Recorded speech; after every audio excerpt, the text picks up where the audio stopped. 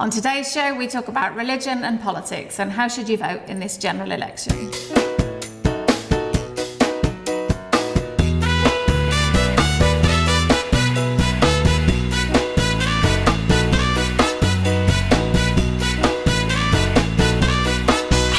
Welcome to TGI Monday. We're filming a special episode today, so I'm sorry that it's going out a bit later than normal.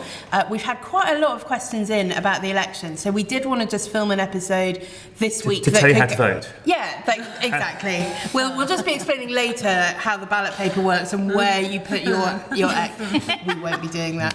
But we did just think it would be helpful to have this conversation this week, and it's going to go out a couple of days before the actual election. So, I mean, it just seems a bit weird, doesn't it? We'll get to the questions in a minute.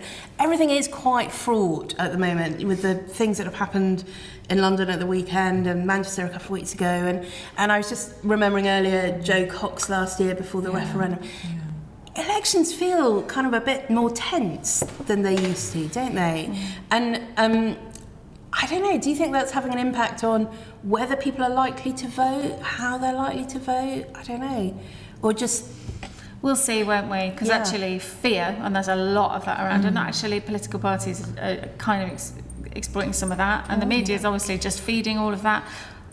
Fear is more likely to make people vote in a more extreme way, in whichever direction, or to hide and not vote at all, and actually both of those are really unhelpful. And I think it'd be very hard to call what's going to happen on Thursday. No, I agree. I was going to make you all predict, and then people can kind of watch it and laugh, but I'm not going to. I would never be able to anyway. But I just think there's a lot of weariness about the whole thing as well. I think actually people are a bit fed up. Yes. They got all geared up for the last general election, and that was like 10 minutes ago, it feels. And they, Yeah, and then we just had the referendum. Oh, I know. And now we've got to go out again, and it's like we're voting every year at the moment. Absolutely, and it feels like between the referendum and now, nobody sort of like agreed to it or like decided this is what we're doing and going with it. Everybody's still arguing. It doesn't feel like we've had a moment of political peace. No, it's not Italy, is it? It's not Italy. Well, that's true. It's not. Yeah. Well, so we've got a number of questions which we can kind of discuss around this whole issue. So this kind of broadest question is just, should faith and politics be separate? Actually, should faith be something we keep out of the political arena? And it was interesting, at the beginning of this general election campaign, do you remember there was that whole focus on Tim Farron, who's the leader of the Lib Dem party, who is a Christian and quite openly so, and the media were really rough on him as a result. Somehow that should be a separate thing. Certain parts of the media, actually his own side of the media were really rough on him. Yes, that's true. And so there's that, and then kind of a more specific question following on from that about whether a candidate's religious beliefs should influence whether or not you vote for them. So if you're a Christian, should you vote for a Christian candidate? Might you find that you have more in common with a candidate from another faith or a candidate of no faith? And then a question about the sort of principles that Christians might think about when they're voting. So the Bishop of Liverpool tweeted a few weeks ago, if there's to be an election, so obviously a few weeks ago, may I ask all followers of the risen Christ to think, speak and vote so as to help the poorest and displaced. And in the light of that, how should Christians think about the question of who to vote for?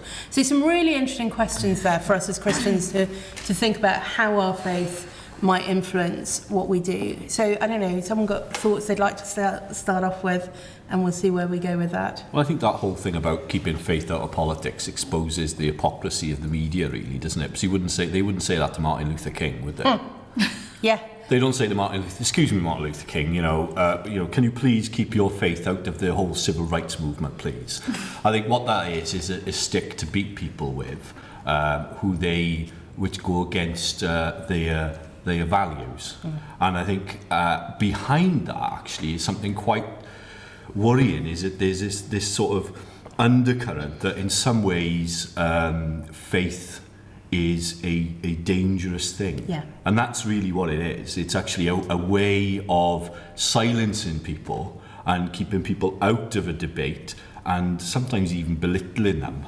And you saw that in not really with the questions that they asked him, Farron, but it was to do with the way in which the discussion was held, where it was a kind of project sneer, really, wasn't it? And I think their hypocrisy, but they wouldn't do project sneer to a faith-based politician like Martin Luther King. But he wasn't really a faith-based politician, was he? Because if you watch the new Selma film, it makes very little... Really? Oh yeah, it's all airbrushed.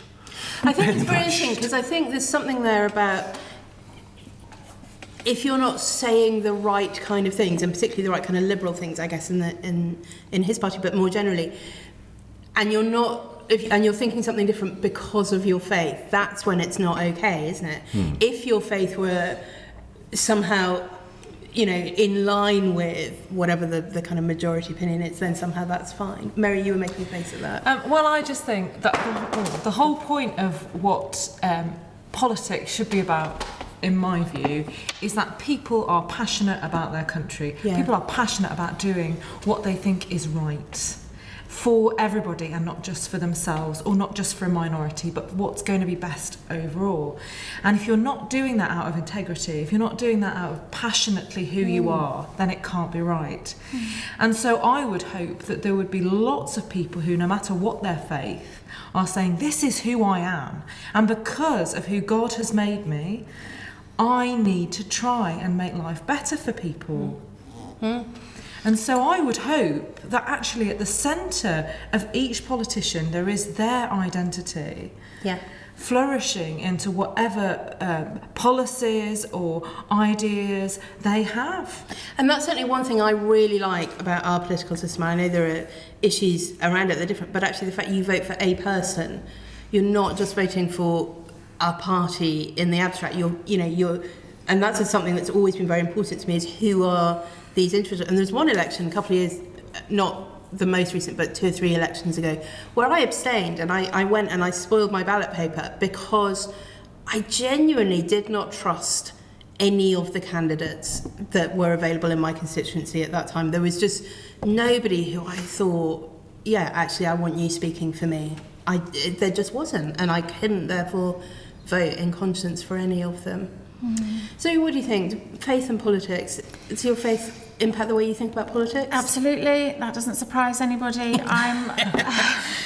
I think it's just completely impossible to separate the two.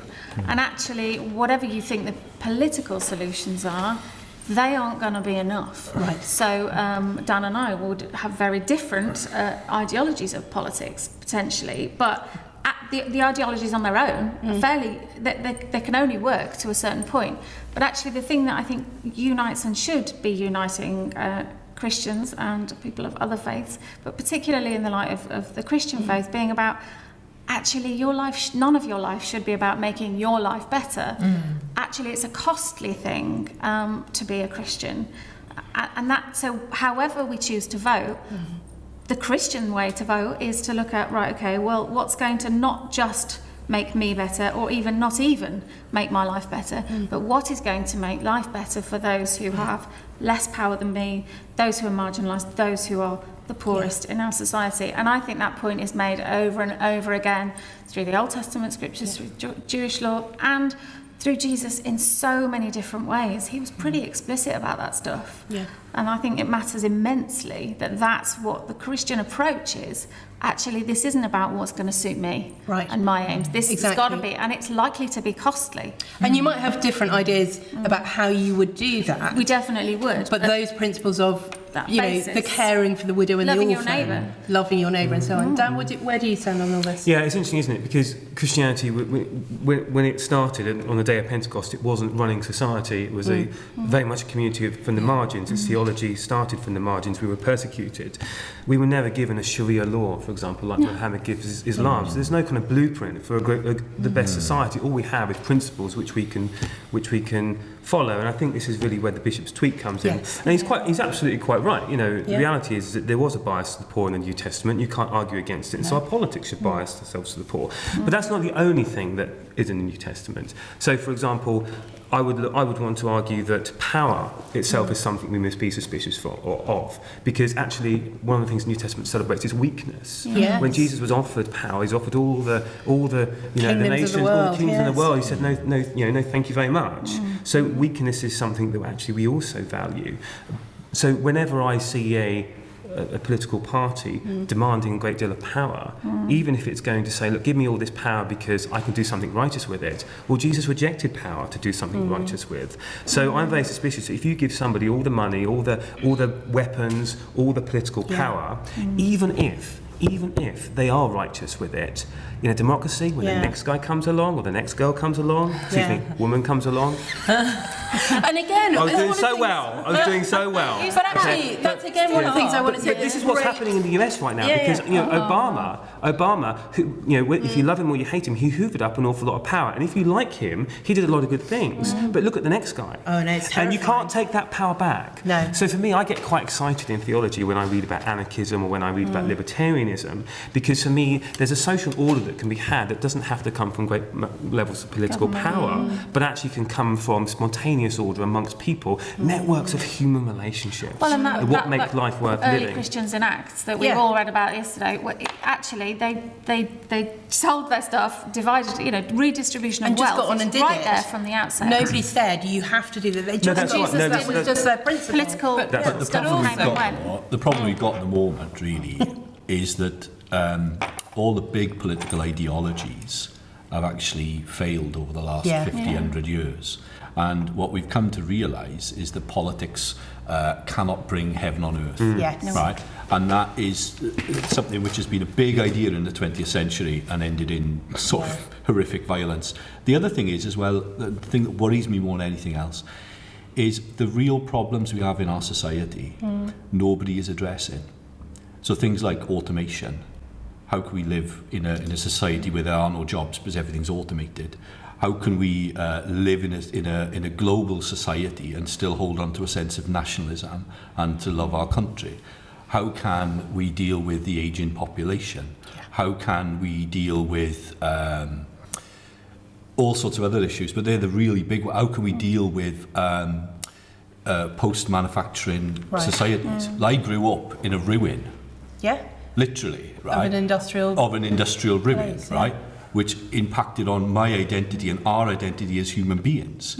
We don't have a community anymore. And I think that goes back actually to this conversation about poverty and the poor, because in post-industrial areas where there was this, they were actually the power behind the country, weren't they? They were providing so much in terms of opportunities and jobs, and now these are areas that are really struggling. It's more than that, though. It's to do with community. It is. And we need your own identity. Your own identity as a human being. I totally agree. But actually, don't those things go hand in hand? Yeah. They once had an identity based around what they did, and now they don't. So what are we doing in order to support people who aren't just poor maybe financially, but are poor perhaps in spirit too? But it's not to do with policies, it's actually to do with values. Yes. And the thing is with it, is that if we don't have any values, we have policies put together through ideas around what is going to give the best economic growth and ideas like that. What's going to get me elected? What's going to get you the most votes?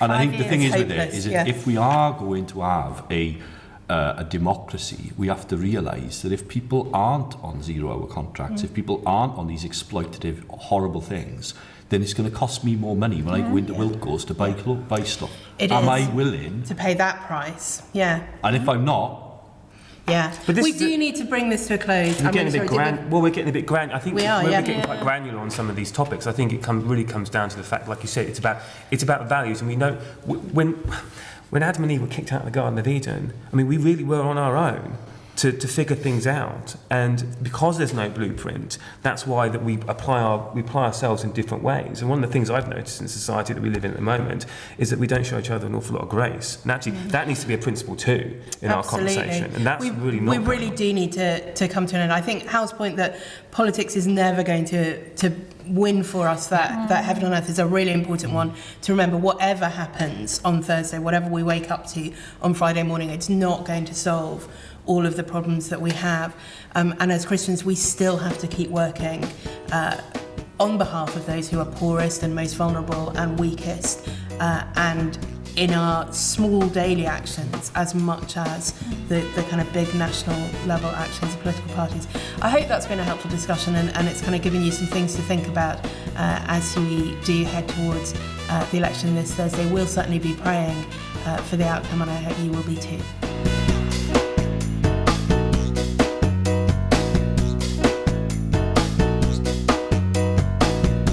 Thanks for watching. Vote for us. Vote on YouTube, on Facebook, on Twitter, but don't just put an X in the box. Send us your questions. Love that. That's good. That's great. We're not talking about elections. Because that would be a whole different discussion.